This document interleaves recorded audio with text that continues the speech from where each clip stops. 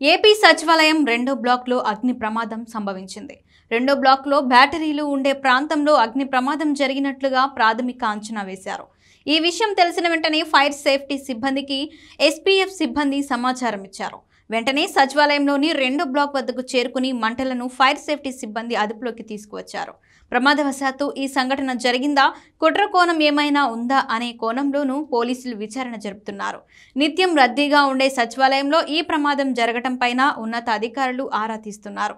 కాగా ఈ రెండో బ్లాక్లోనే డిప్యూటీ సీఎం పవన్ కళ్యాణ్, ఆర్థిక మంత్రి పయ్యావుల కేశవ్, పౌర సరఫరాల శాఖ మంత్రి నాదెండ్ల మనోహర్, టూరిజం మంత్రి కందుల దుర్గేష్, దేవాదాయ శాఖ మంత్రి ఆనం రామనారాయణ రెడ్డి, మున్సిపల్ శాఖ మంత్రి నారాయణ, హోంమంత్రి వంగల్పూడి అనిత పేషీలు ఉన్నాయి.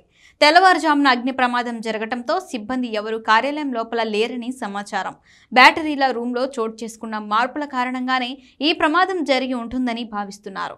అయితే ఎలాంటి నష్టం జరగలేదని చెబుతున్నారు. ఈ సంఘటనకు సంబంధించి పూర్తి వివరాల కోసం అధికారులు ఆరా తీస్తున్నారు.